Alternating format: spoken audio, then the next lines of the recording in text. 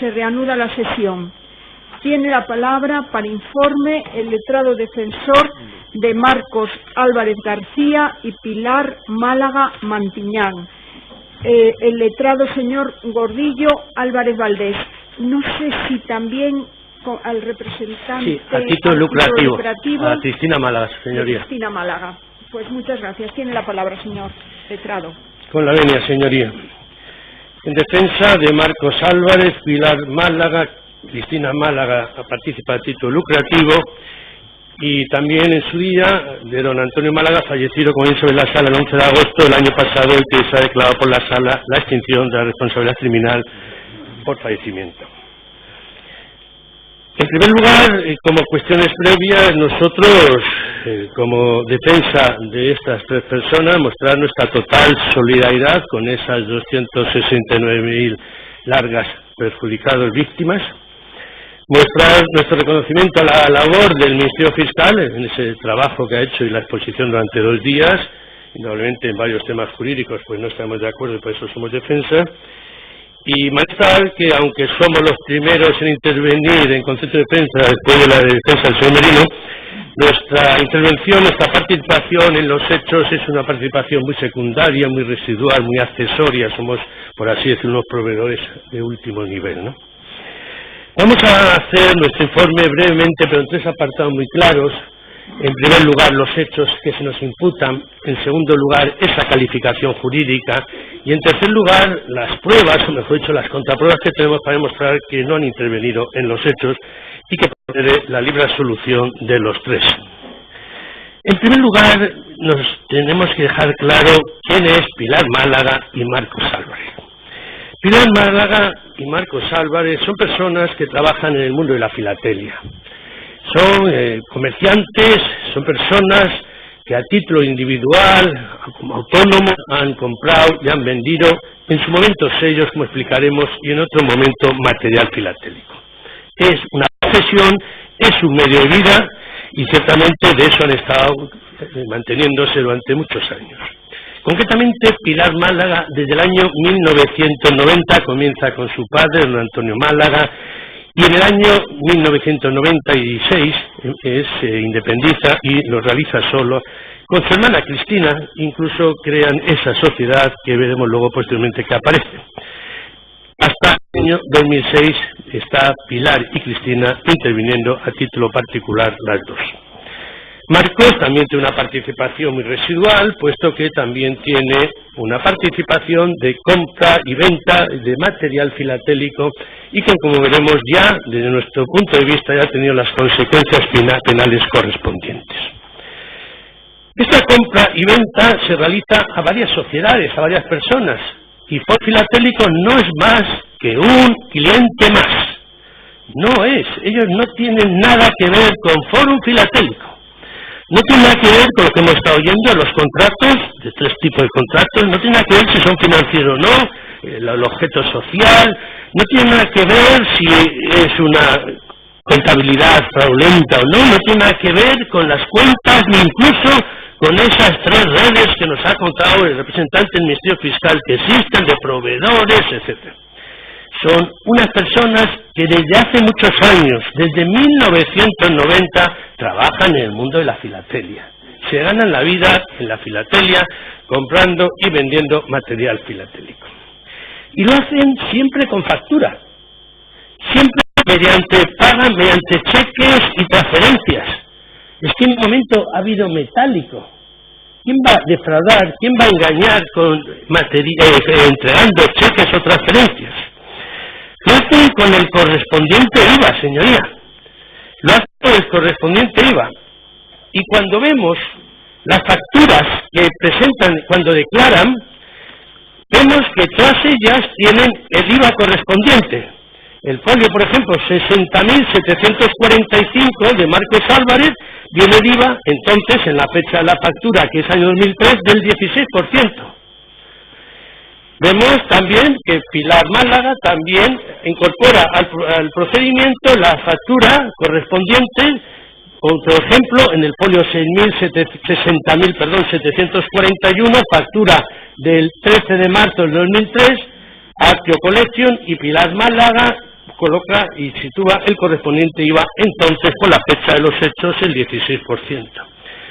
Siempre con factura, siempre con el correspondiente recibo y siempre, lógicamente, en el registro correspondiente se anotaba. Y tenían diversos clientes, no solo Forum, sino que vemos que proveían a Filatelia Galpez, a Correo de España, a Correo Portugal, a Creative Investment, a Forum Portugal, a Atrio Collection, etc. Y ahí vemos que hace una actividad lícita, correcta y declarando siempre aquello que procedía fiscalmente. Por eso, señores de la sala, y quizás sea para la sala algo sorpresivo, nosotros que estamos totalmente de acuerdo con el relato de hechos del ilustre representante del Ministerio Fiscal, de los folios 40 a 43 del escrito del Ministerio Fiscal, porque se refiere, sin emitirse factura, pero si están las facturas, están ahí, se han aportado, sin registrarse, y consta que se han registrado, y luego lo demás, de comisiones, etcétera, es algo que no podemos entrar porque corresponde a don Antonio Málaga. En el folio 41, a continuación, en ocasiones, mediante esta vendía en filatelia, mediante facturas de venta, que realizaba Pilar Málaga y Marcos. Nunca lo hemos negado, que era Team Bestman, Atrio Collection, si están aquí en el procedimiento. Y luego habla de una facturación ficticia, que lógicamente no se ha mostrado, pero que no entramos en ello por respeto a don Antonio Málaga, pues el que se le atribuye a él.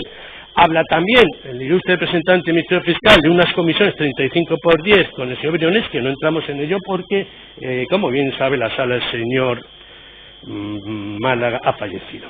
Y luego sitúa el Ministerio Fiscal 10 facturas, 3 de Pilar Málaga, 2 de Cristina Málaga, 2 de Málaga Collection y 3 de Marcos Álvarez.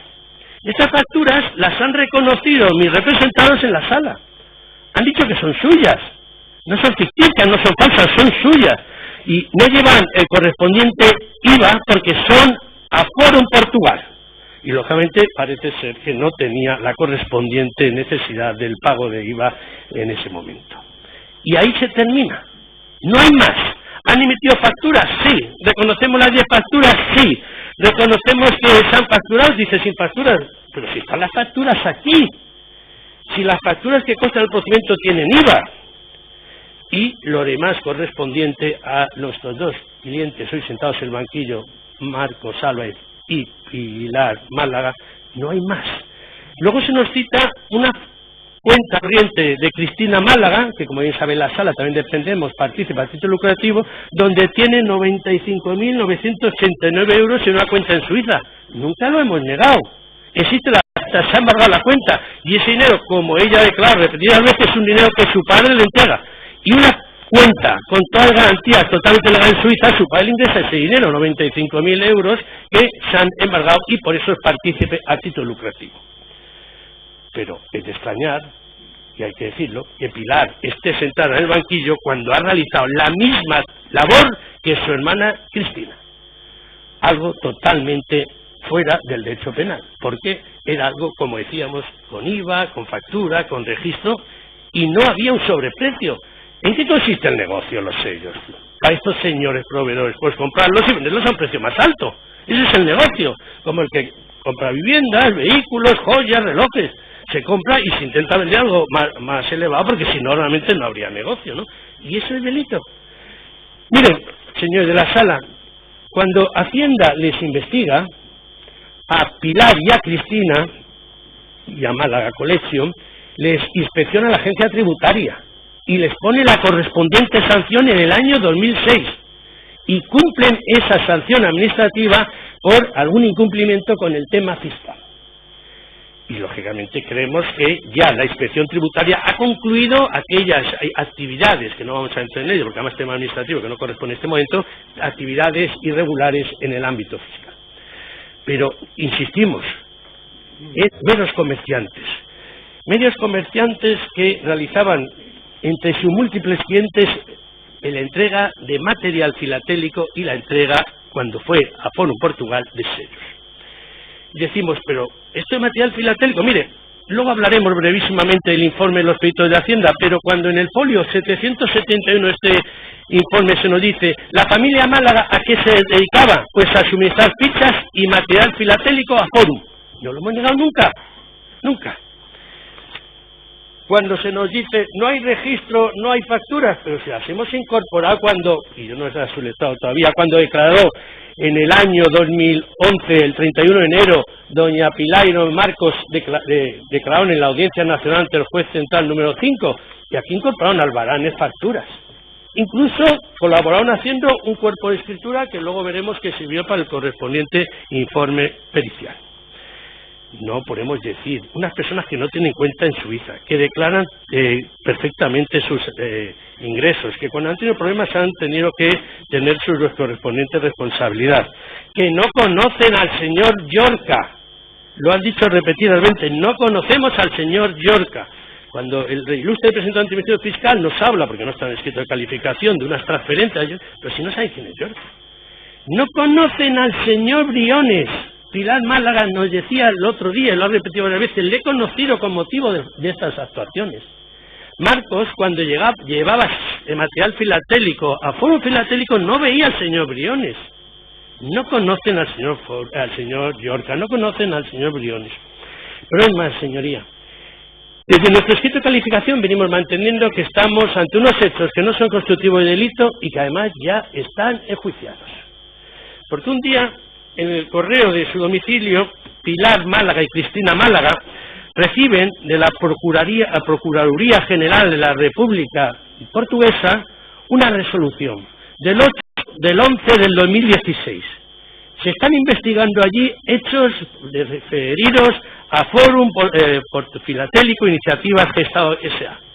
Y allí se les absuelve por todos los hechos ocurridos en Portugal. Esa resolución la hemos unido a nuestro escrito de calificación como anexo número 2. El tema fiscal. Ellas respondieron las dos hermanas ante Hacienda en su momento y Marcos ha respondido en vía penal. Por los mismos hechos.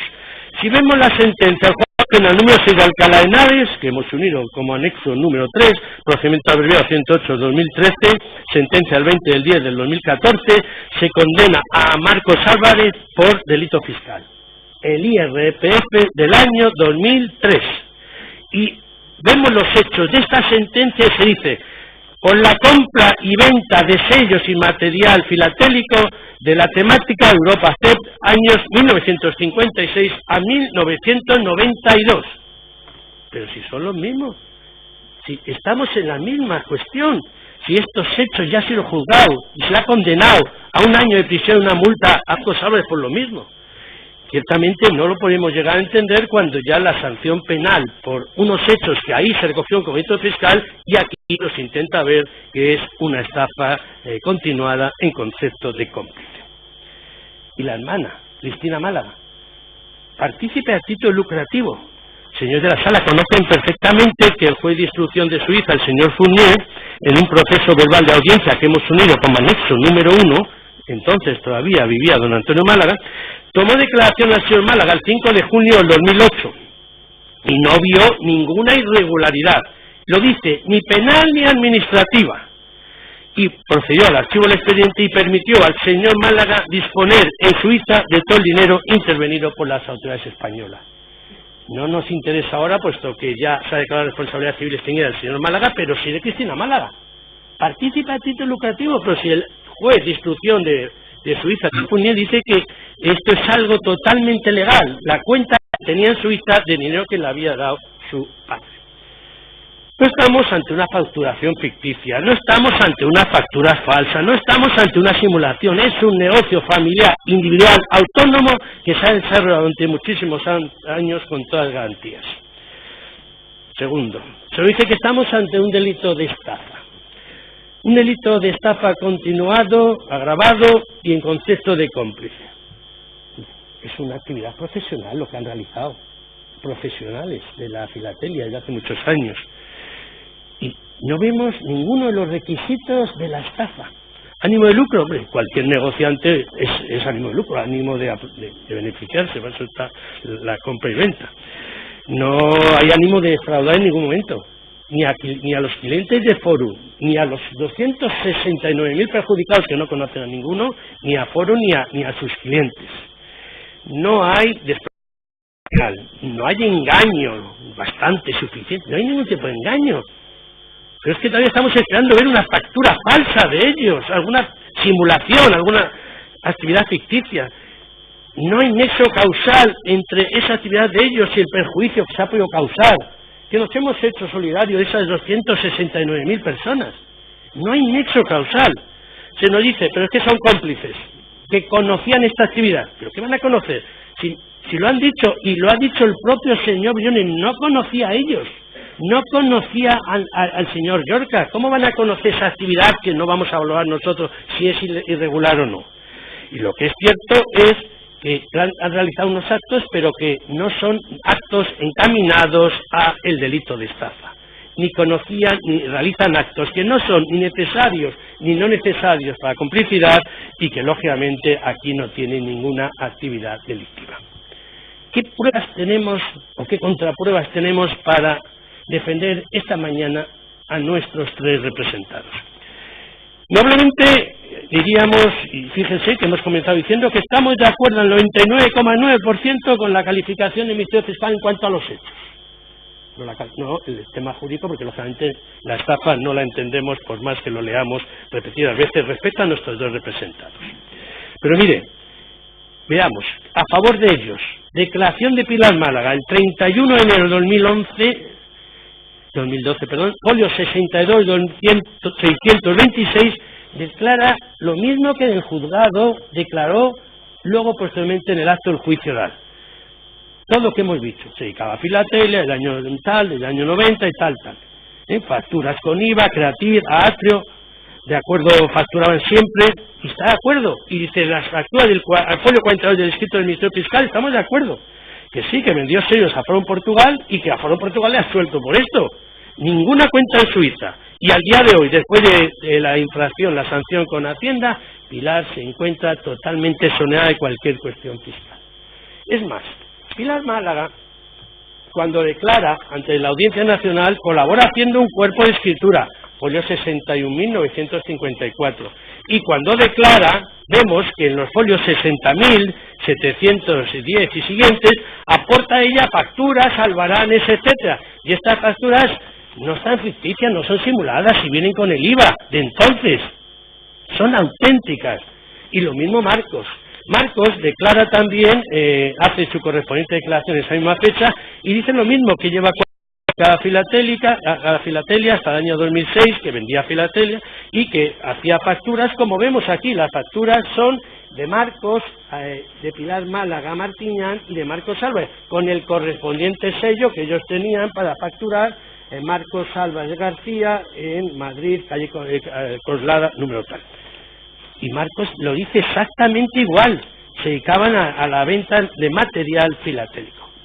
Cristina Málaga participa a título lucrativo, pues reconoce las facturas que ha hecho con su hermana, y es administrador de la sociedad Málaga Collection, igual que su hermana Pilar, y que es titular de una cuenta allí por un dinero que le había entregado su padre y que le dejó esos 95.000 euros allí. Que está absuelta Cristina igual que Pilar por las autoridades portuguesas, por los mismos hechos, y que el juez Punier ha dicho que tener ese dinero su padre y ella no cuenta con esos 95.000 euros es totalmente no imputable penalmente.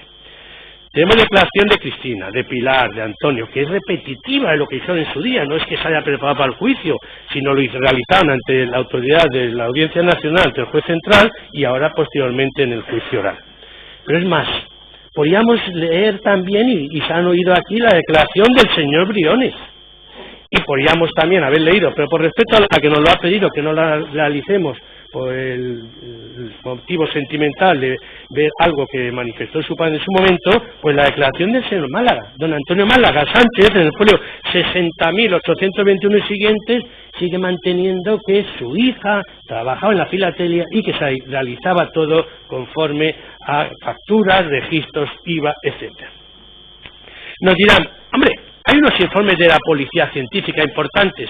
Vamos a entrar en ello brevísimamente, pero no olvidemos, señorías de la sala, que el folio 60.989, estos peritos manifiestan que no es posible realizar el informe solicitado hasta no disponer el documento original.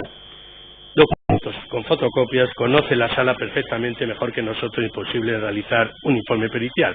Y es más, los mismos peritos de Hacienda, cuando examinan su informe pericial, en el folio 750 del informe pericial de los peritos de Hacienda, dicen todo ello con las reservas de que son fotocopias y que luego, lógicamente, es imposible realizar un informe con meras fotocopias.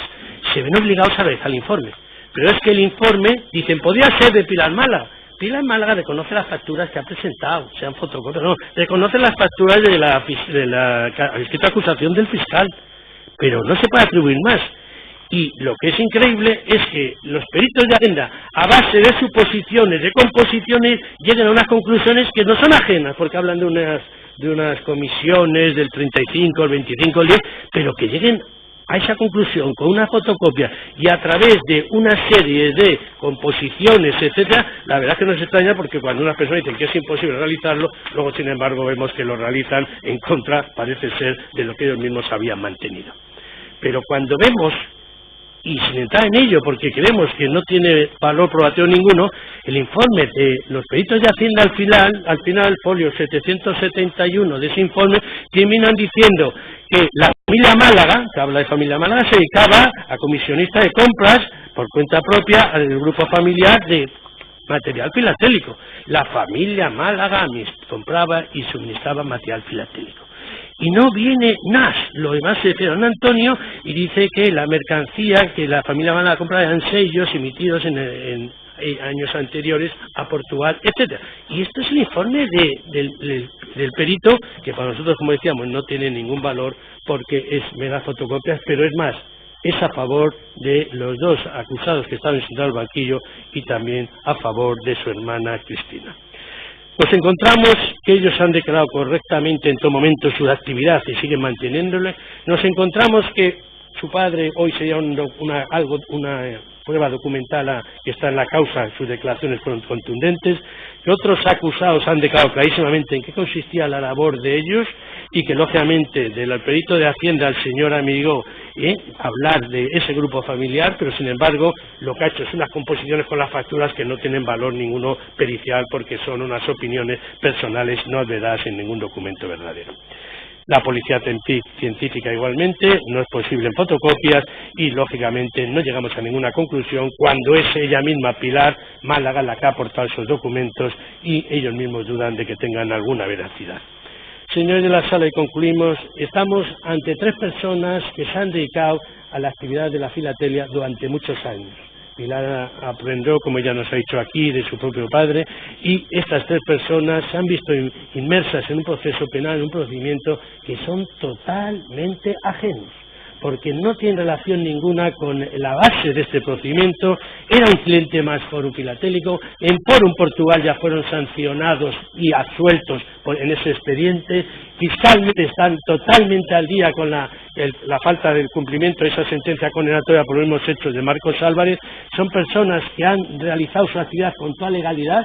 Yo les invitaría una vez más en que examinasen esa factura de 2013 con el IVA del año de 2013, el 16% que costan las actuaciones y que ellas mismas aportaron en su momento, y vemos que no han cometido ninguna estafa, ningún engaño, ningún error de desplazamiento patrimonial con error, no han cometido ninguna actividad ilícita, y ni en concepto de autores ni en concepto de cómplices, porque lógicamente su actividad ha sido dedicarse a la venta y compra de este material, y que eso en su día podía ser rentable y que no han elevado los precios, sino que han realizado una actividad con toda licitud. Podríamos decir, pero ¿dónde están los registros? Ellos tienen sus cuentas, sus avales, sus albaranes, y donde viene detallado todos esos movimientos.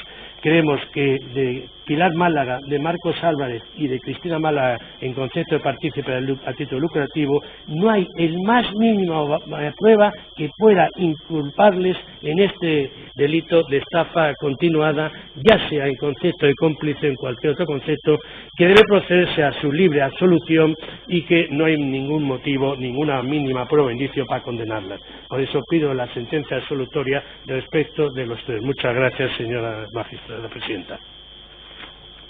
Muchas gracias, señor letrado. A continuación, tiene la palabra para informe la defensa de César Luis Huergo Ordóñez. El letrado señor Ramos Plaza. Sí, con la venia de la sala. En primer lugar, queríamos considerar que se confunde tanto por la acusación, por las acusaciones, lo que significa la conducta penal y la conducta reprochable ética y moralmente. Como conducta penal entendemos aquel comportamiento humano, voluntario, positivo o negativo, encaminado a un propósito que es el cumplimiento del tipo penal. La tipicidad significa que una conducta cabe o debe encuadrarse en un tipo penal para poder considerarla como una actividad o una consecuencia antijurídica. Después viene el dolo, señoría, que es la culpabilidad de querer y conocer y actuar, y aquí en este caso por la situación de la complicidad que se nos acusa, el doble dolo que es el concierto con las personas que han realizado los hechos. Por otra parte está la conducta, señoría, reprochable, moral o éticamente. Una persona realiza una conducta sin saber ni poder conocer que la misma era antijurídica y en este caso podemos decir que no ha actuado de una forma culpable. El elemento intelectual de la reprochabilidad consiste en el conocimiento o la posibilidad de conocer la antijuridicidad de la conducta. En este caso, por lo que se refiere a nuestro representado, no será este concepto, será este concepto porque no conocemos y no conoce los hechos objeto de la acusación. Por lo tanto, estaremos ante una conducta reprochable, pero nunca, señoría, ante una conducta penal como se está haciendo en este procedimiento. Solicitamos, señoría, la resolución con la consideración final que nos ha producido la celebración del juicio, con dos términos. El primero, la inmensidad, el transatlántico que fiscal, y paradojas de la vida, la insignificancia. Lo que se refiere a la inmensidad o al transatlántico, se han tocado muchos manuales, muchos textos, muchas materias en las sesiones del juicio. Ha sido un juicio largo, profuso en detalles y matices, con manuales de todo tipo: derecho penal, contable, derecho inmobiliario, procesal, financiero, derecho mercantil, derecho fiscal, derecho de sociedades, derecho internacional público, internacional privado, derecho de obligaciones, derecho de contratos, seguros, derecho bancario, estrategias y marketing comercial, economía de pequeña a gran escala, materia y comercio inmobiliario, derecho urbanístico, derecho registral. Todas estas materias no se encuentran, señoría, al alcance de una persona normal, una persona de calle. Incluso organismos como la CNMV, el ICAP y el Banco de España no determinaron verdaderamente el objeto de la sociedad Fórum como tal. Si no se puede llegar a esta conclusión por estos organismos, señoría, ¿cómo puede mi representado conocer toda esta tramitación? El cliente, como persona normal de la calle, es imposible que pueda abarcar o conocer el funcionamiento de la tramitación de todos los hechos que se han enjuiciado en el presente procedimiento. Existen informes que se han dicho en muchísimas ocasiones por parte de mis compañeros y por parte del Ministerio Fiscal aportados, que debaten la organización, el funcionamiento de la empresa, que incluso, señoría, no llegan a conclusiones verdaderas. Como una persona normal puede conocer que la actividad de la empresa se desarrolla o no con normalidad, y menos su participación. Y volver al perfil bajo o cosificado de la participación de nuestro representado, ya que es imposible poder conocer lo máximo y lo mínimo. Y la actuación realizada por nuestro representado, por mi cliente, es bajo las órdenes de otras y siempre bajo el prisma laboral de un contrato de trabajo. El Ministerio Fiscal nos ha dedicado en todo este trayecto de 7 meses alrededor de 2 o 3 minutos. Y ahí es donde, señoría, decimos que paradójicamente, frente a la inmensidad de contenidos, existe una insignificancia absoluta en pruebas o indicios que puedan incriminar a mi representado.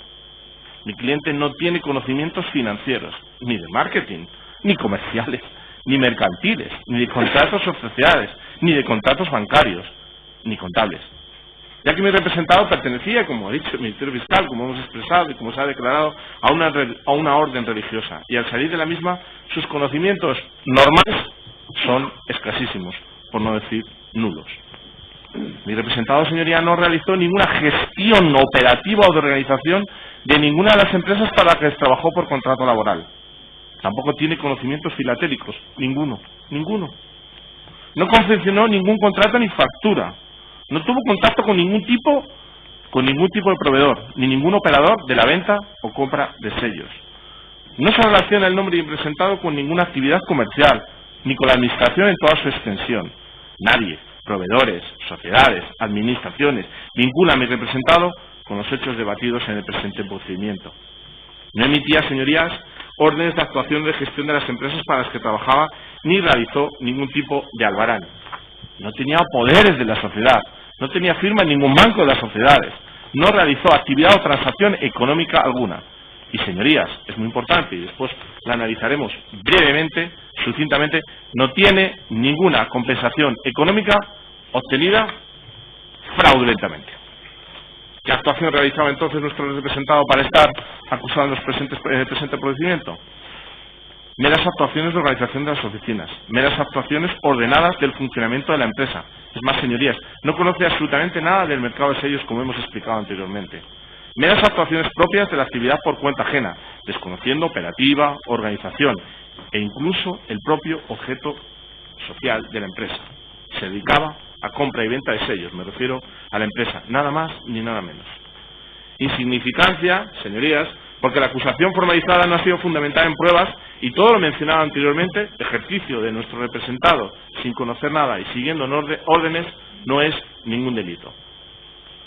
Así, señoría, han declarado los administradores de las empresas, señor Tejero y señor Elena, jefes, entre comillas, de mi representado, que declaran que don César no participaba en la gestión de las empresas, solo hacía trabajos mandados. Se relata que don César se dedicaba al día a día de la empresa, a la relación con las trabajadoras, estando al margen de la operativa de la empresa. Otra de las testigos, importantísima, el Ministerio Fiscal, doña María Cabezón, no cita para nada a mi representado, no lo conoce, absolutamente.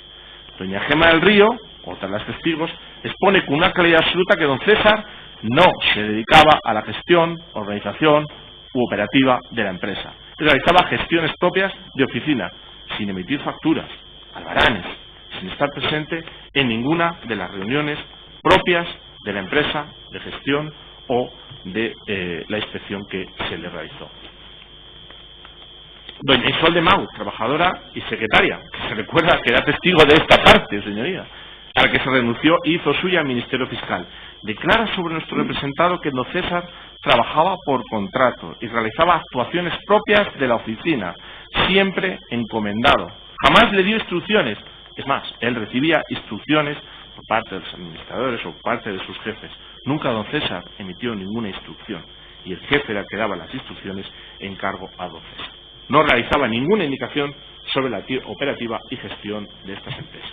Otro de los testigos, señoría, que depuso en este acto fue Carmelo Pascual Oriza, que declaró conocer a don César por su pasado religioso, por su pasado agustino, y que conoce que se dedicaba a la gestión del personal cuando no estaba en la empresa don Ángel Tejero, y que la empresa se dedicaba a la clasificación de sellos. Nos parece una declaración sincera y muy válida para establecer la falta de participación absoluta en todos los hechos analizados en este procedimiento. Finalmente, de los testigos que han puesto aquí, ningún perito, mercantil, financiero, hablan o citan a nuestro representado. Ninguno. Entendemos que de ninguna declaración se puede ver la participación de nuestro representado en los hechos.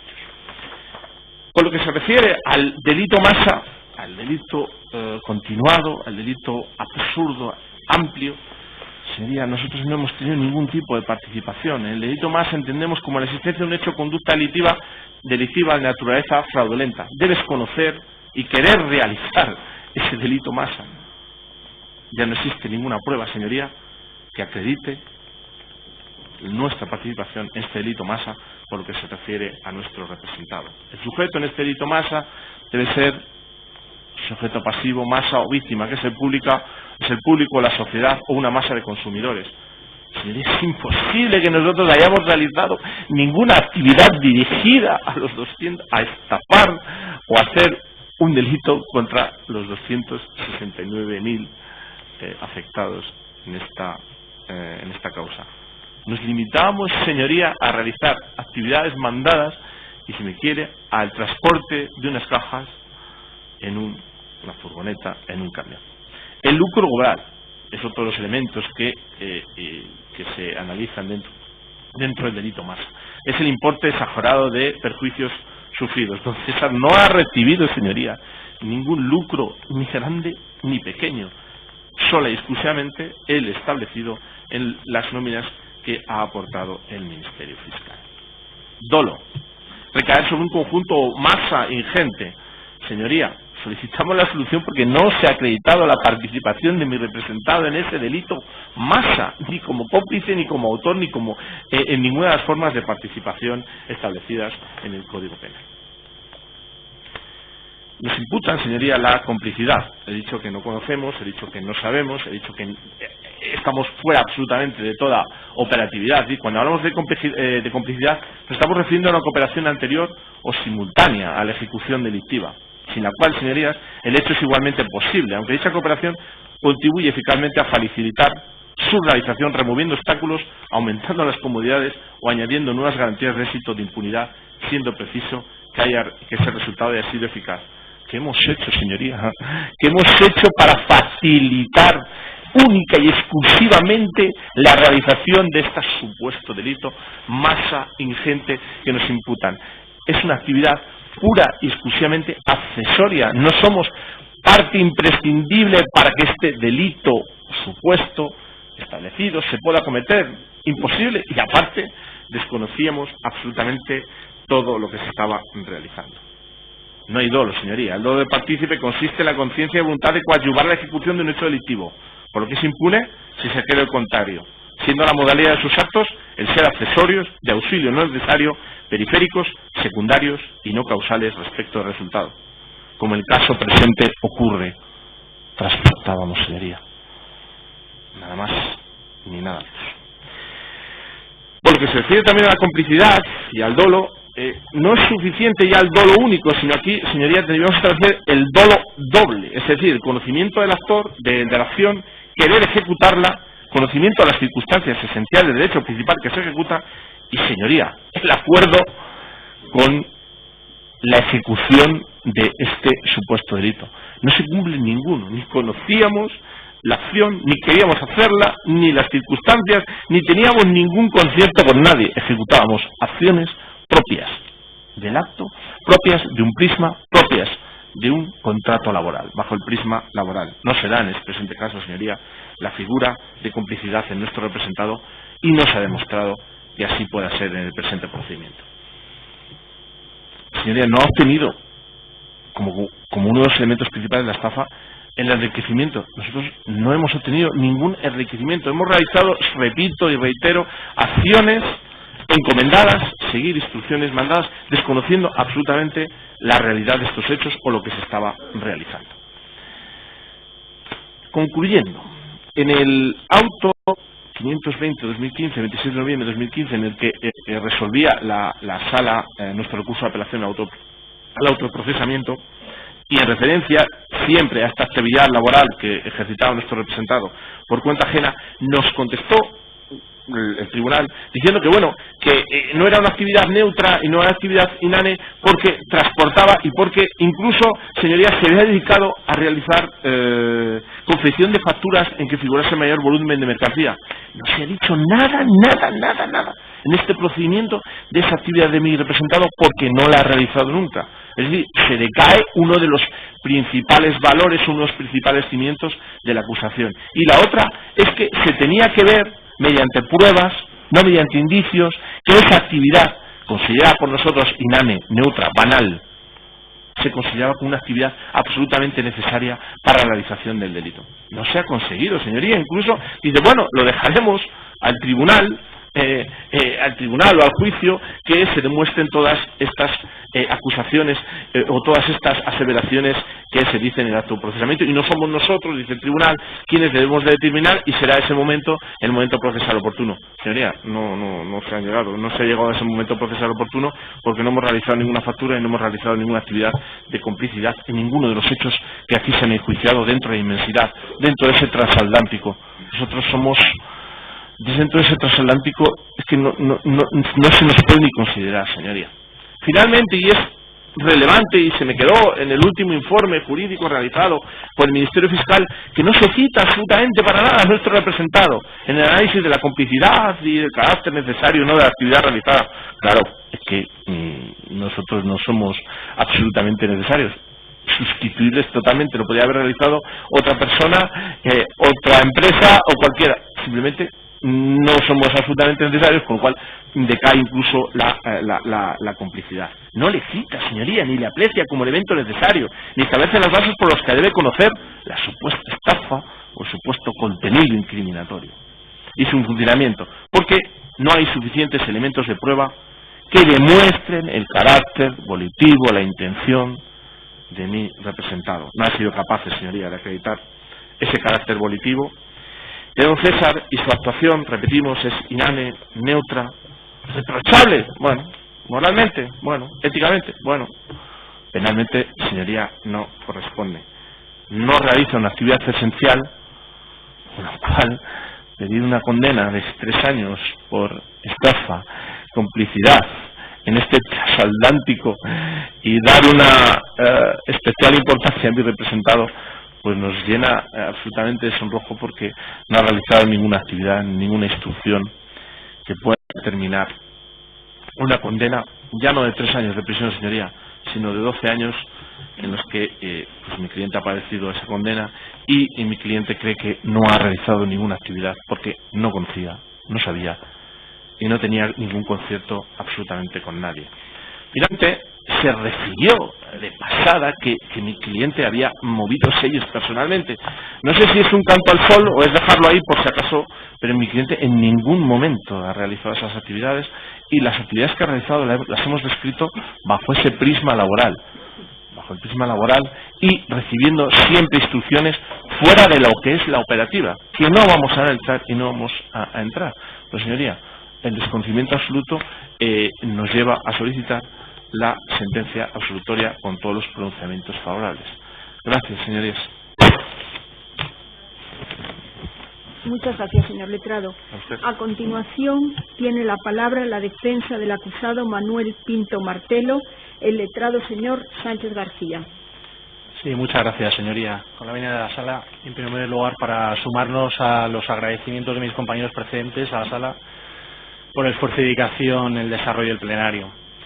En segundo lugar, manifestar nuestra intención y voluntad de ser breves en nuestra exposición, y no de forma baladí, sino en concordancia y proporción a la participación tangencial y residual en los hechos de nuestro patrocinado, sobre todo dentro del negocio filatélico, y que más adelante pasaré a desarrollar. En tercer lugar, para oponernos y reiterar nuestra oposición a los escritos de acusación del Ministerio Fiscal y acusaciones particulares, manifestando por ello nuestra no conformidad con los hechos, y contra la cual reiteramos, como ya hicimos en nuestro escrito de defensa y conclusiones provisionales con la elevación posterior a definitivas, la libre absolución del señor Pinto, y todo ello apoyado en los siguientes extremos que pasamos a desarrollar. Respecto a los hechos que esta representación, con respecto a la sala, considera que han quedado probados, en lo que afecta estrictamente a mi patrocinado y a su defensa, tras las numerosas y extensas pruebas documentales, testificales, periciales, de las propias declaraciones de las partes, acusados, tanto en periodo de instrucción como en sesiones del plenario, lo que a esta representación queda de todo lógico y claro es que la participación del señor Pinto ha sido nula o casi nula. Con respecto al desarrollo de los hechos que consideramos como probados, entendemos el primero de los hechos es la relación laboral del señor Pinto y el resumen cronológico de su intervención. A pesar del tiempo transcurrido desde el inicio de la intervención concreta del señor Pinto, lo cierto es que el mismo fue directivo de la mercantil entre los años 91 y 2001, y ese es un extremo indubitado, momento en el que su relación se rescindió única y exclusivamente por la propia mercantil, en la figura de su presidente. Siendo en concreto que fue despedido en enero de 2001, es cierto que dicha baja en la empresa no se tramitó hasta julio del mismo año, ya que fue el tiempo que necesitó el presidente para conocer la totalidad de su trabajo y conocer a los responsables de las distintas empresas que gestionaba. El señor Pinto, por tanto, trabajó alrededor de 10 años en Forum, dirigiendo algunas de las sociedades e inversiones del grupo por su formación financiera y comercial, siendo esa su concreta intervención y por su nula intervención en la parte filatélica. La participación en la parte filatélica, desde luego, es inexistente. El señor Pinto nunca tuvo contacto con el negocio, ni en el Consejo de Administración, ni tuvo conocimiento de la operatividad, ni la participación directa en el propio negocio, ni en sus operaciones, ni en la forma de operar, ni en el funcionamiento, sino que sus intervenciones concretas se limitan a las propias inversiones del grupo, por sus conocimientos empresariales en otras empresas y, repito, no por sus conocimientos filatélicos, que es para lo que fue contratado. El segundo de los hechos probados es la participación y el encargo concreto del señor Pinto, que creemos que ha quedado suficientemente probado.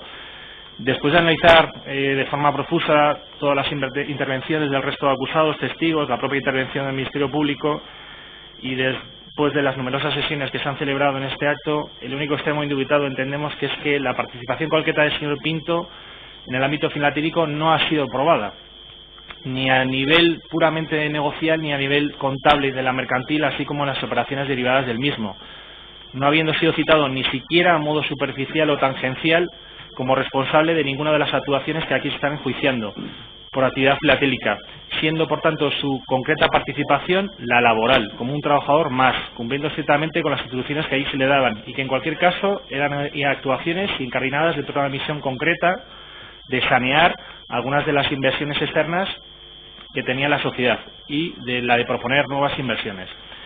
Siendo más específicos, existió un encargo concreto al señor Pinto de encontrar un terreno donde desarrollar una residencia de tercera edad a imagen de un proyecto precedente llamado Forum Mare Nostrum en la localidad de Alfás del Pi. Proyecto del señor Pinto comenzó en el año 94 y que siguió siendo empresa de Forum Filatélico después de muchos años, siendo una sociedad que como objeto principal era la venta de apartamentos bajo el sistema de propiedad vitalicia.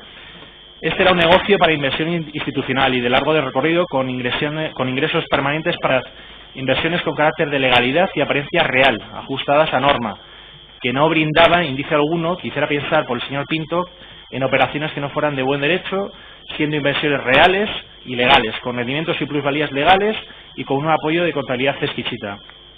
De dicha legalidad se desprende que tras múltiples intervenciones de la agencia tributaria y otros organismos reguladores nunca se advirtieron en lo que respecta a las inversiones realizadas a través del señor Pinto que las mismas revistieran un carácter punible alguno. Igualmente consideramos probado que existía un comité de inversiones, como aquí se ha manifestado por algunos de los acusados, del que dependía directamente el señor Pinto en el área comercial de dichos directivos. Era un gabinete jurídico y de asesorías externas que son los que redactaban realmente los contratos de las inversiones inmobiliarias con tarea supervisora. Los fondos para las inversiones eran en algunas ocasiones de fondo filatélico y en otras ocasiones de mercantiles que el señor Pinto incluso desconocía. Me permito la licencia de recordar que la empresa de Forum Filatélico en aquellos años gozaba de una absoluta credibilidad y que nada hacía presagiar que se estuviese diciendo ninguna actuación no acorde a la legalidad. Por tanto, dicha relación fue directamente a través de transferencias bancarias y de pagarés y nunca por pagos en metálico, con ausencia de ninguna problemática. Es decir, fueron actuaciones que en ningún caso fueron sospechosas, que necesitasen de prevenciones de riesgo, de blanqueo de capitales, ni de ninguna otra actividad supervisora. Por lo cual no existían indicios de ilegalidad de los pagos realizados, siendo necesaria para la imputación que las sociedades tuviesen o revistiesen algún carácter de ilegalidad. Para el desarrollo de dicha labor, el señor Pinto tenía que disponer de provisiones monetarias para los gastos de desempeño de su labor, tales como viajes, desplazamientos, hoteles, así como para el propio cobro de sus emolumentos. Por tanto, la razón de ser destinatario de algunas de las transferencias en las que el Ministerio Público funda su acusación son única y exclusivamente para este tipo de pagos, es decir, para cubrir expensas y para cubrir gastos. Por parte del Ministerio igualmente se le cita de forma fugaz y no precisa en un párrafo del escrito acusatorio diciendo que el señor Pinto conocía de dichas cantidades. Después de realizar todas las pruebas prácticas en este acto, lo que a esta representación le queda de todo modo claro es que dichas actuaciones y dichos conocimientos no han quedado probados. Para dichos gastos y encargos respecto a las operaciones que estaban gestionando, el señor Pinto recibía instrucciones muy precisas, es decir, no eran provisiones con carácter general, sino que eran para unas inversiones concretas. Y con ocasión de dichas inversiones se transferían parte de esas provisiones a determinadas cuentas sin ninguna información adicional, señor Pinto, no ocultando nunca, además, la percepción de dichas cantidades o monumentos. Las transferencias de las que hablamos son entre fechas de 20 de enero de 2002 a 6 de agosto de 2004, en una cuenta personal del señor Pinto, la número 101672 del Banco Atlántico de Gibraltar, con un importe total de 1.532.580 euros. Haciendo referencia al hilo de estas transferencias a una de las que ha manifestado en su escrito definitivo el Ministerio Público, de una última transferencia que se realizó durante el año 2005, que el propio señor Pinto desconoce y desde luego no tiene conocimiento alguno sobre la misma ni ha cobrado la misma, que se produce tras el fallecimiento del señor Prada, de la que se ha hecho el eco en su propio informe. Igualmente, algunas de las transferencias que se realizaban provenían de la mercantil Selberry Company, de la cual era beneficiario el señor Llorca, y los ingresos se realizaban de una forma no normal y casi regular, cuasi salarialmente. El último ingreso lo recibió un mes antes del fallecimiento del señor Prada, y transferencia que el señor Pinto entiende que pueda ser dentro del pacto de encargo durante los últimos 4 años.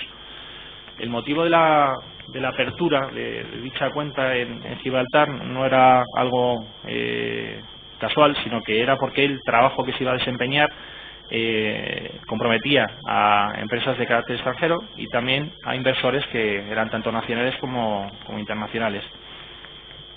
Igualmente, el proyecto y el tema relativo a la inversión que se iba a realizar venía apoyado en una tipología de terreno y unas dimensiones que la dimensión de la inversión hacían que el proyecto tuviese incluso la atención gubernamental del gobierno de Marruecos. En cuanto a lo que es la propia cuenta donde se recibieron las transferencias, la cuenta del señor Pinto siempre la tuvo a su nombre, de forma personal. Y aunque la misma tuviese un uso de carácter empresarial, no es menos cierto que la cuenta también tenía un uso de carácter familiar, ya que, como igualmente comentó el Ministerio Público en su informe final, existían transferencias a familiares, a un ex-suegro y a demás personas que no tenían nada que ver con el negocio filatélico. Por tanto, entendemos que todas estas actuaciones y esta operatividad de esta cuenta, desde luego, lo que evidencia es que el interés fraudulento o la motivación de ocultación o de oscuridad en operaciones es altamente inexistente, no utilizándose ningún subterfugio para el desarrollo de su actividad laboral, sino una claridad absoluta de sus actuaciones. Igualmente, manifiesto que según ha comentado el propio señor Pinto, él desconocía el origen y el destino de las cantidades que recibía. Él se limitaba a realizar una serie de encargos. Tenía conocimientos de que eran inversores ingleses, que algunos de las cantidades que la aprovisionaban podían tener origen en la mercantil en Forum, pero que en ningún caso él tenía una información más allá del proyecto en el que él fue encargado.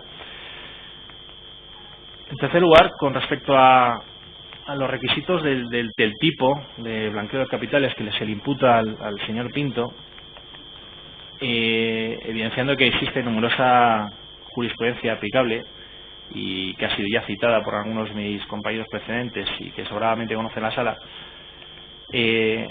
entendemos que el tema o los requisitos del tipo respecto del blanqueo de capitales, doctrinalmente lo entendemos como un proceso en virtud del cual los bienes de origen delictivo se integran en el sistema económico legal con apariencia de haber sido adquiridos de forma lícita, por lo que el delito tiende a conseguir que el sujeto tenga un título jurídico aparentemente legal sobre bienes procedentes de una actividad delictiva previa.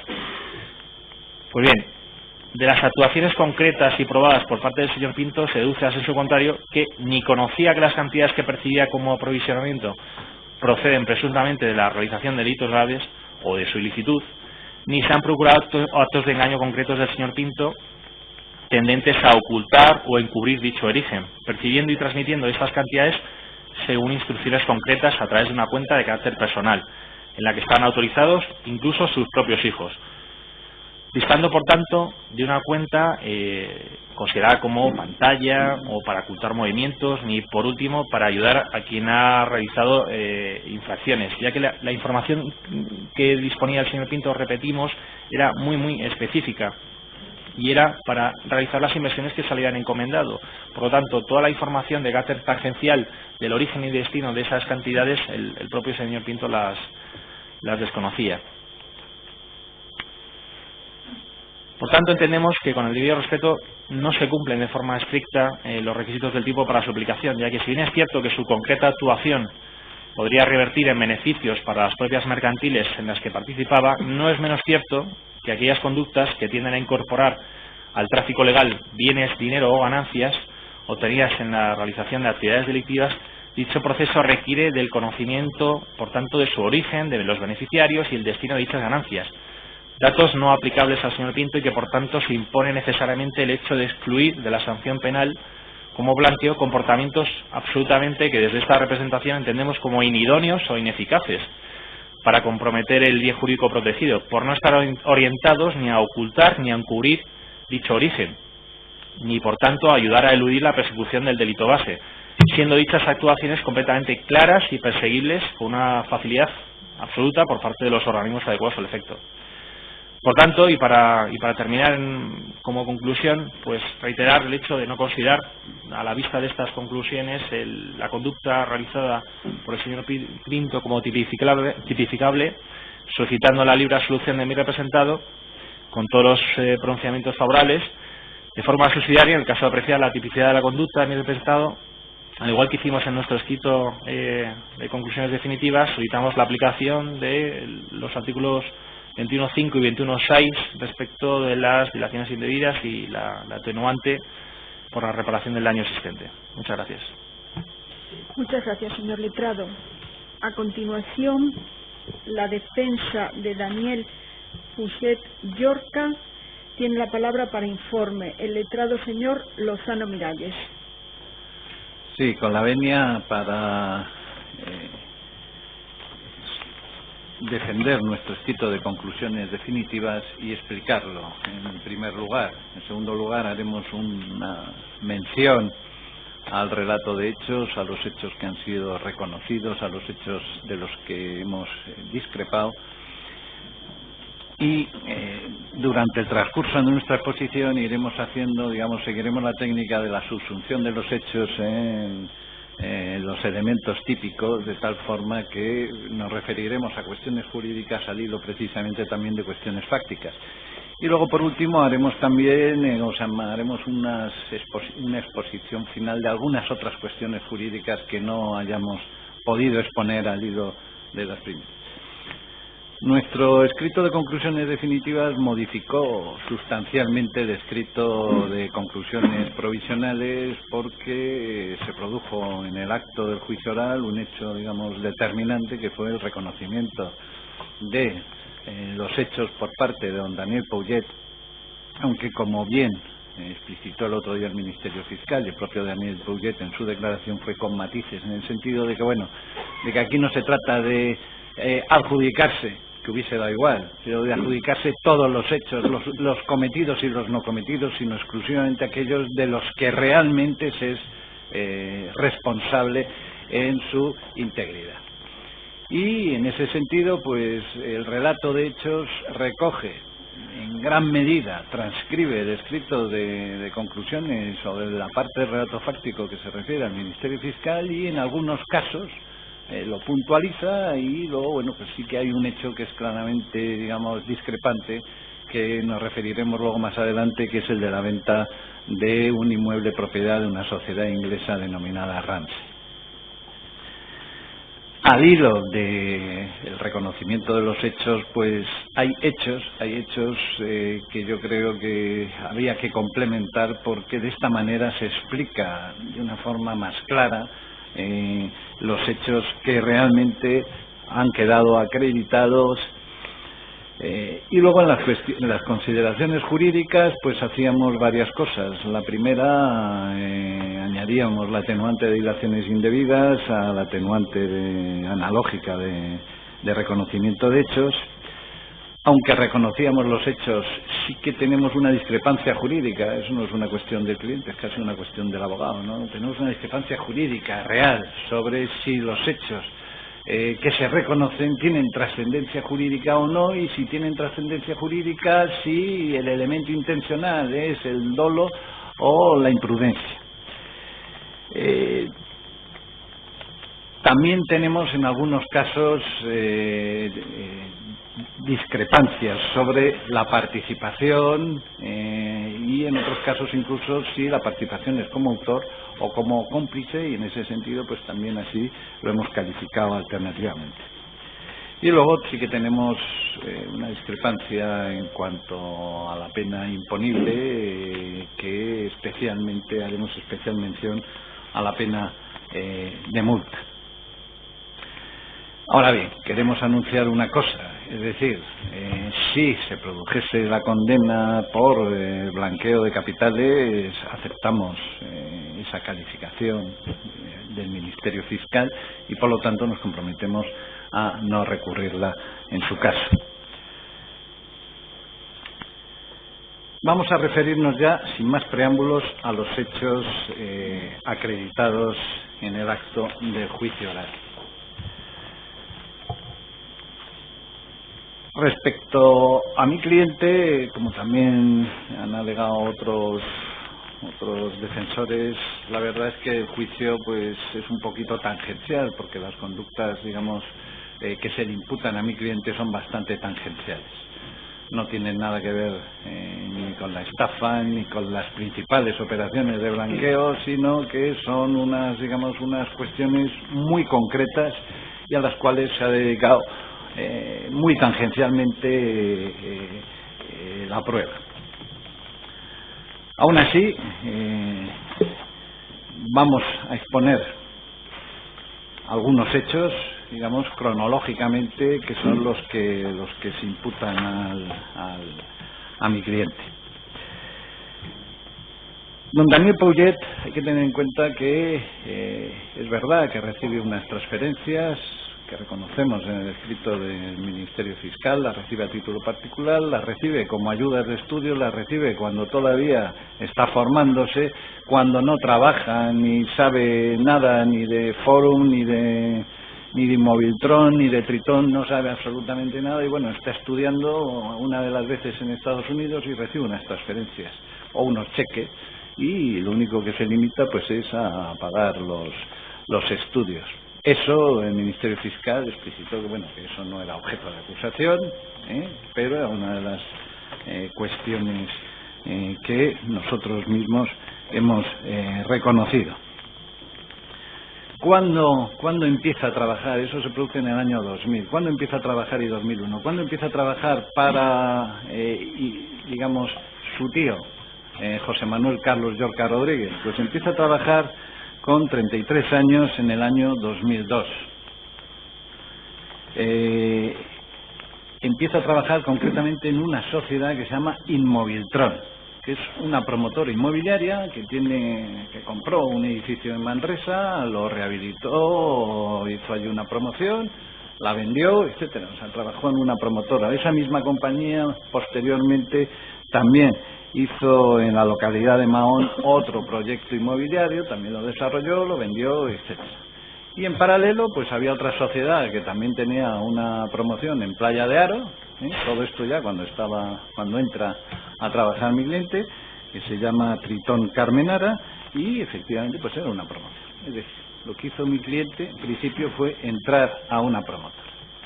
Cronológicamente los primeros hechos, digamos, que se imputan es una transferencia que recibe en el año 2000 Tritón Carmenara. Bueno, respecto a esto, ¿en qué discrepamos? Pues discrepamos fundamentalmente en la autoría. Oiga, sí, efectivamente, la contabilidad, cuando entramos en el año 2000, sí que efectivamente existe esa transferencia. Pero, hombre, yo es que ni siquiera trabajaba para Inmoviltron y Tritón Carmenara. Es decir, eso es 2 años antes de que yo... Es una discrepancia, digamos, que bueno, que reconocemos, sí, reconocemos el hecho, pero entendemos que no puede tener ninguna consecuencia jurídica para mi cliente. Lo siguiente que se produce son una serie de entregas, vamos a llamarlo así, de dinero de dos sociedades de Gibraltar, que describe el escrito dominio, a la sociedad Inmóvil-Tron, en la cual mi representado había devenido o le habían nombrado como persona física representante de la persona jurídica que era la administradora de la sociedad. Pues bien, ahí digamos, primero, lo que hemos observado es que realmente no se reciben transferencias bancarias. Lo que se reciben son 3 cheques bancarios. Nosotros hemos buscado en los extractos bancarios, y lo único que hemos encontrado realmente son 3 cheques bancarios, uno del Deutsche Bank de Frankfurt y 2 de ABN AMRO. Y además cheques bancarios de tipo nominativo, y también queremos precisar una cosa, aunque hemos reconocido en el escrito de defensa que efectivamente son 696.000, sin embargo al repasarlo ahora nos hemos dado cuenta que son 590.000 y eso tiene importancia de cara a la posible pena de multa. No hemos encontrado los otros 106.000, no hemos sido capaces de encontrar los otros 106.000, ojo, puede ser un error nuestro, o sea que no queremos en absoluto. Pero creo que sí que hay que precisar. Lo que sí que está claro es que son cheques bancarios, 1 y 2, cheques bancarios. Primero bancarios, segundo nominativos y tercero incluso hay uno que viene del Deutsche Bank de Frankfurt. Entonces, saber que ese dinero viene al final de Forum Filatélico, pues se nos hace harto difícil. Aquí, ¿en qué consiste la discrepancia? Pues la discrepancia, de nuevo, es una discrepancia jurídica. Hay que tener en cuenta que en el año, con motivo de los primeros cheques, la ley de blanqueo de capitales que estaba en vigor es la ley 19 de 1993 de 28 de diciembre. Y en esa ley, cuando se habla en el artículo 1 del ámbito de aplicación, pues se habla, digamos, de los delitos que pueden dar lugar al blanqueo de capitales con unas expresiones, hombre, que yo creo que un sobrino, o que Daniel Polleit como sobrino no reconocía en ese año 2003 a su tío. Es decir, habla de actividades delictivas relacionadas con las drogas tóxicas, estupefacientes o sustancias psicotrópicas. Habla de actividades delictivas relacionadas con las bandas armadas, organizaciones o grupos terroristas y actividades delictivas realizadas por bandas o grupos organizados. Y hay que tener en cuenta que esto está en vigor hasta el 4 de julio de 2003, en que se reforma por otra ley con la misma numeración, la ley 19 de 2003, el régimen jurídico de los movimientos de capitales, y a través de una disposición adicional pues se decide hacerle, digamos, un complemento a la ley 19 del 93 de blanqueo de capitales, y ahí sí que, digamos, esa descripción, digamos, se modifica de una forma muy clara, ¿no? Dice: esta ley regula las obligaciones, las actuaciones y los procedimientos para prevenir e impedir la utilización del sistema financiero, así como de otros sectores de la actividad económica para el blanqueo de capitales procedentes de cualquier tipo de participación delictiva en la comisión de un delito castigado con la pena de prisión superior a 3 años. Y luego, además, también cambia, digamos, los sujetos, las personas físicas que están obligadas. Lo que pasa es que hace especial hincapié, y aunque, por ejemplo, describe las actividades inmobiliarias, dentro de las cuales efectivamente se encontrarían tanto Tritón como Inmóvil-Tron, sí que hace especial hincapié en todo lo que son los medios de pago al portador. Y por lo tanto, pues dinero en efectivo, cheques al portador, cheques incluso bancarios al portador, etcétera. Pero es que estos cheques bancarios eran nominativos, a favor de Inmóvil-Tron. Por lo tanto, quiero decir, ¿qué tenía que hacer el que recibía? ¿Cuál era la obligación exigible? Bueno, como tenemos esa duda, efectivamente, pues alternativamente hemos calificado los hechos como delito imprudente.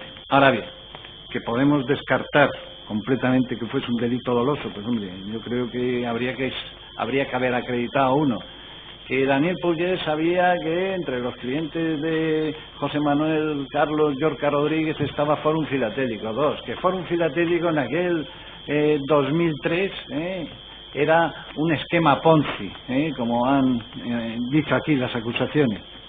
Es decir, había que conocer todo eso. 3, que el dinero que estaba, digamos, cobrando José Manuel Carlos Llorca Rodríguez podía proceder. 4, que las sociedades que lo habían recibido solamente recibían dinero de Fórum Filatélico. Quiere decir que realmente nosotros, bueno, pues evidentemente, aun reconociendo los hechos, discrepamos del alcance. Entendemos que no puede ser doloso en ningún caso que, aplicando de una forma muy estricta la ley de blanqueo de capitales en la reforma de la ley 19 del 2003, podría ser algo imprudente, pero aún así, tratándose de cheques bancarios nominativos, creemos que no procede ni siquiera esa calificación. Luego, cronológicamente, bueno, y luego hay un tema que también hay que tener en cuenta a este respecto, y es que a lo largo de tantos años la redacción del artículo 301 ha cambiado. Es decir, el artículo 301 empieza a tipificar el delito de blanqueo de capitales procedente de actividades diferentes al narcotráfico en el Código Penal de 1995, que, como ustedes saben, empieza a entrar en vigor en el año 96.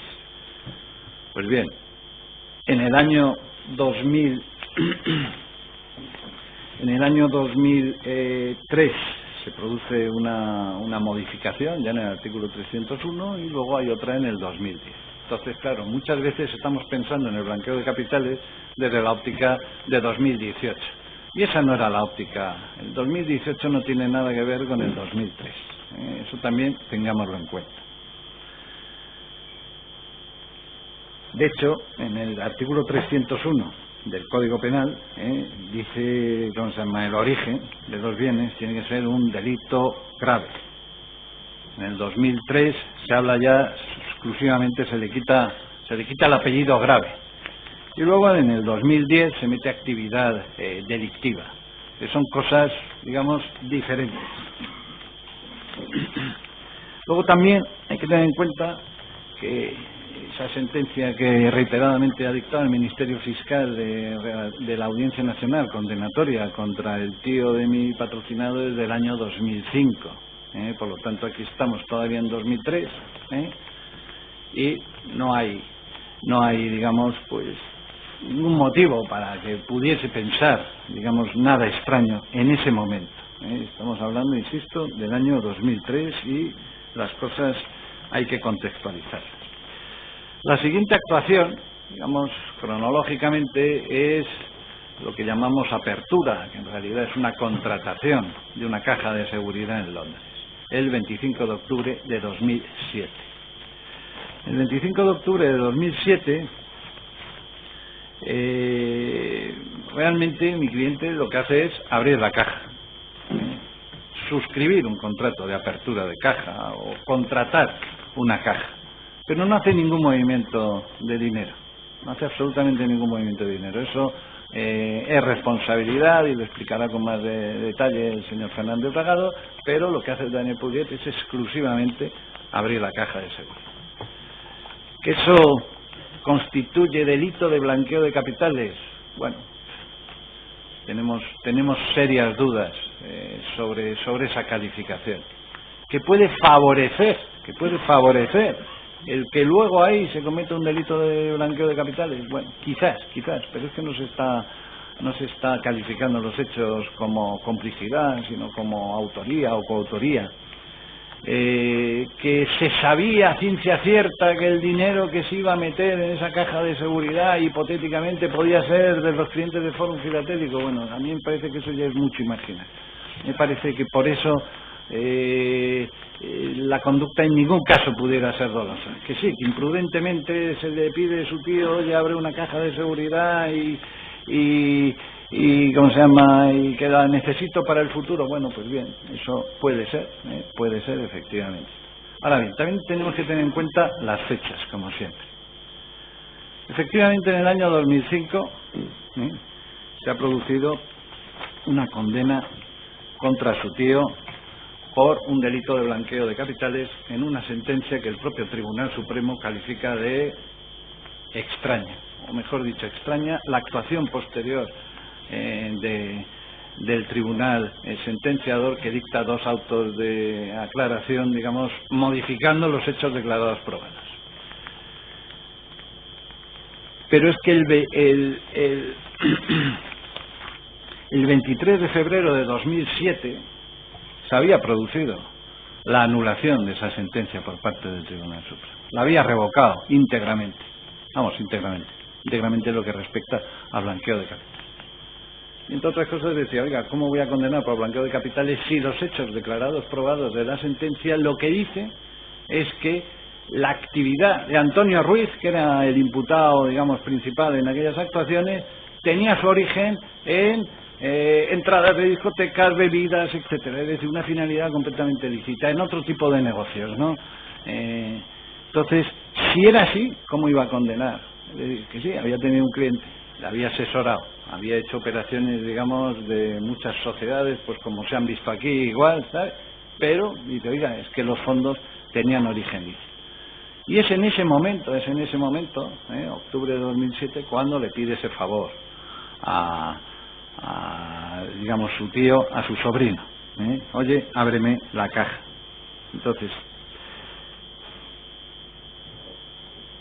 en ese momento, ser consciente de que estaba condenado no podía ser, de que estaba imputado, bueno, pues no sé si en aquella fecha estaba imputado o no, pero desde luego lo que está claro es que no podía tener dolo de participación en un delito de blanqueo de capitales. Como mucho, lo que hizo fue una apuesta imprudente de la lesión del bien jurídico protegido. Es decir, lo que hizo al final fue limitarse a poner en peligro de una forma imprudente. Y además, en ningún caso se le podría imputar una autoría, porque desde luego cuando uno abre la caja es pues como cuando uno facilita algo con lo que se va a cometer el delito. Eso es un esquema de complicidad clarísimo. Es decir, a partir de ahí se pierde por completo el control o dominio del hecho. No hay ninguna cuestión que diga, bueno, es que si la caja se queda vacía, está clarísimo que la conducta sería impune. Luego, sí, un año más tarde o unos meses más tarde, como se llama, hay otro imputado que efectivamente que traslada un dinero ahí. Pero, mientras tanto, quiere decir que realmente no hay ningún delito cometido.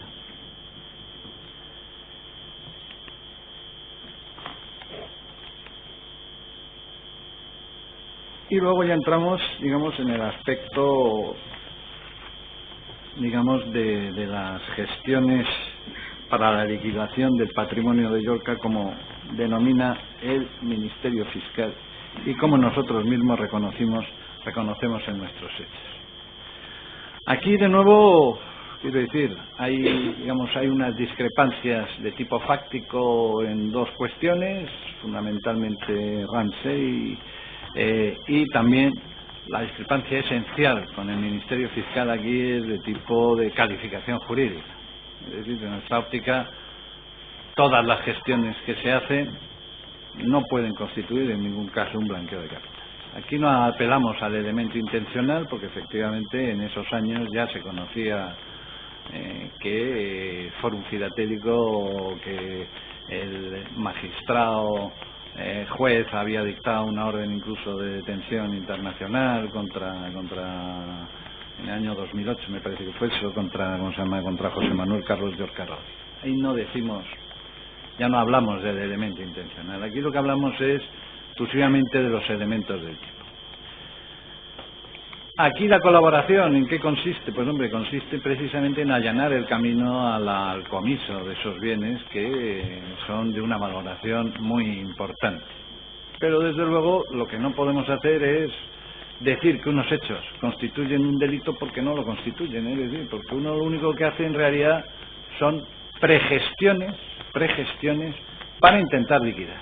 Es decir, si se ve el contenido de los correos electrónicos que cita el Ministerio Fiscal y que aparecen, que fueron incautados en casa o en la oficina del señor Pouget, pues en realidad lo que podemos ver en esos correos electrónicos, que no son ni siquiera correos electrónicos, realmente son hojas de papel sin remitente ni destinatario, pero vamos a llamarlos correos electrónicos, cuya trascendencia es importante porque al no tener ni remitente ni destinatario, el que los haya reconocido, digamos, Daniel Pouget, pues le da un valor que en principio carecía.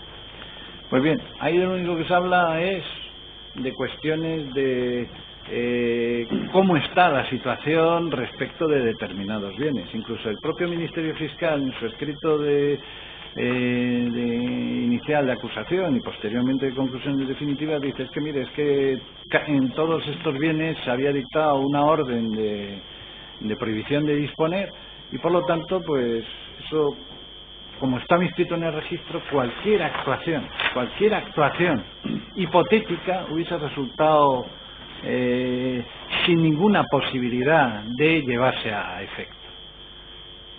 Y aquí, si una actuación es jurídicamente inviable, pues ¿cómo podemos hablar de lo que habla el 301? Adquirir, convertir o transmitir bienes. Es decir, es imposible adquirir, convertir, transmitir bienes,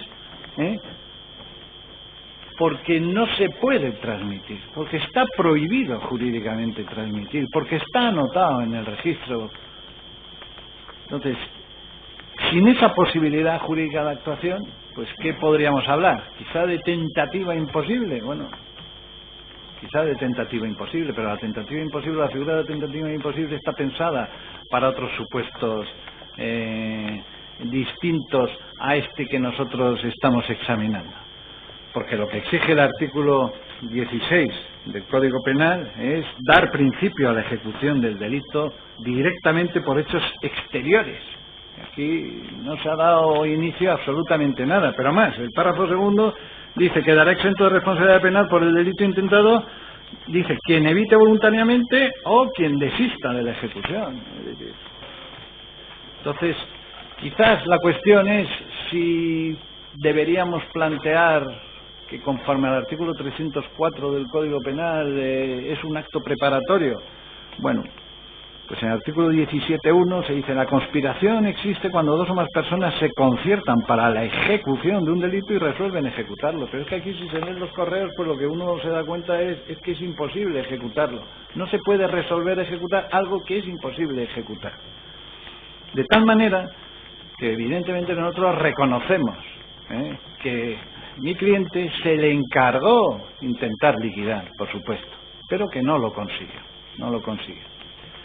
Las discrepancias en cuanto a los hechos, en este aspecto, vienen respecto a la casa, una casa de Coín, que es la casa, digamos, de la familia Llorca Barrero, que está a nombre de los hijos, pero como tiene su propia defensa, ya lo defenderá. Aquí lo único que hizo mi cliente realmente es que el certificado consiguió un certificado de un arquitecto para poder declarar la obra nueva, que ni siquiera se ha declarado, con lo cual es muy difícil aquí también hablar de blanqueo, y eso que estamos hablando del año 91, cuando en el año 91 ni existía siquiera el delito de blanqueo de capitales procedentes de una actividad como esta.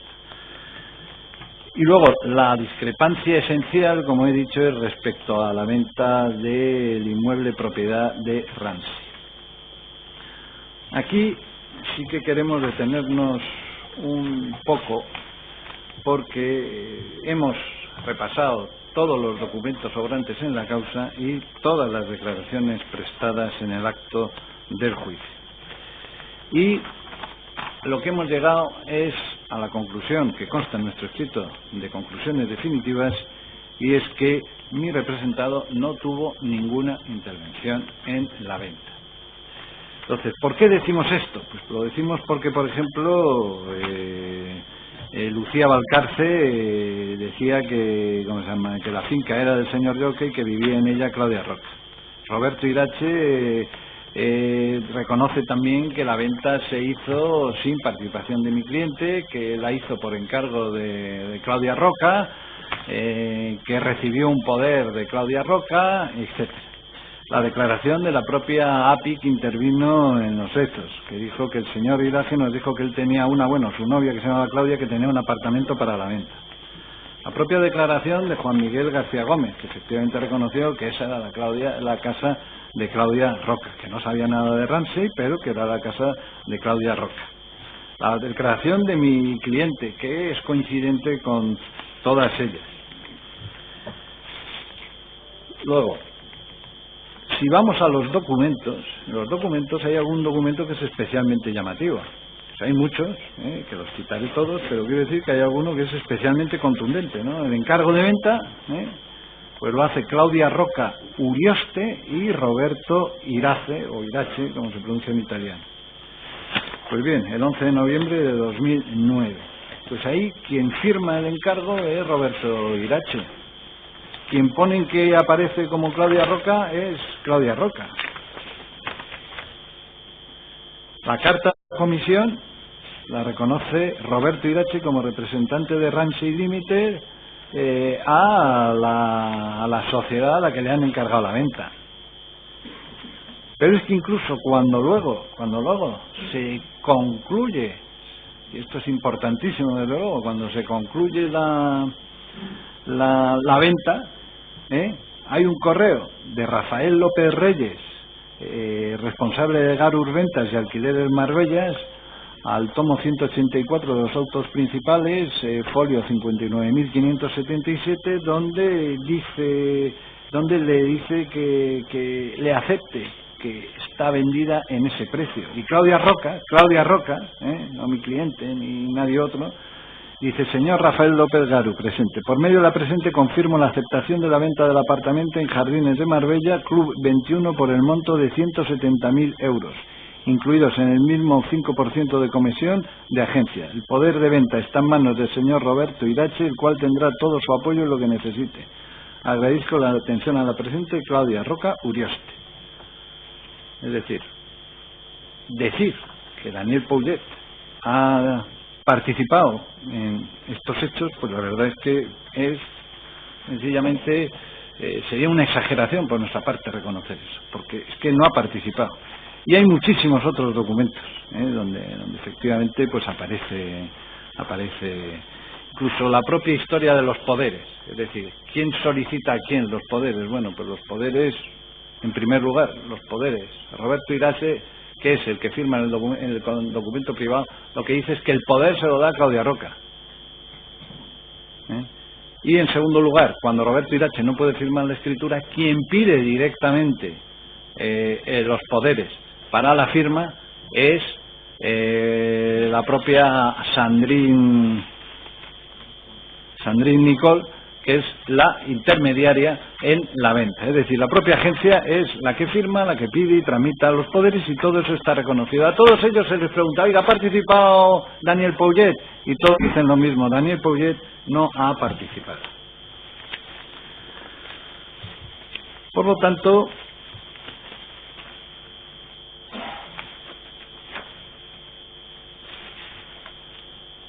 en el aspecto concreto de la única vivienda, digamos, el único bien patrimonial que se pudo, digamos, ejecutar, la venta, el único que no tenía anotada la anotación de prohibido disponer por parte del Juzgado Central de Instrucción número 5, digamos, mi cliente no tuvo ninguna participación.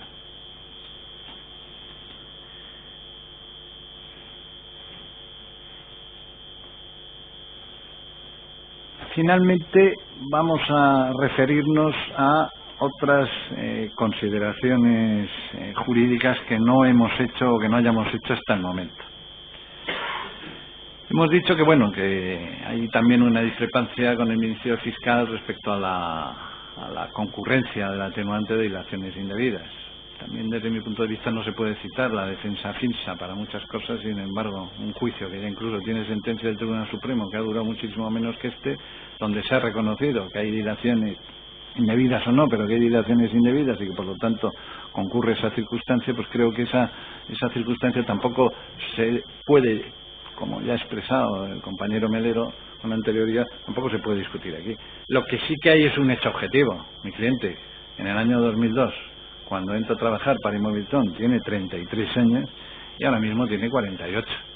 Quiero decir que es que de ser un joven a ser una persona ya adulta, todas sus circunstancias personales han cambiado y todo eso, pues claro, el Estado tiene algún tipo de responsabilidad y los tribunales lo que tienen que hacer en ese sentido pues es atenuar la responsabilidad penal en estos casos.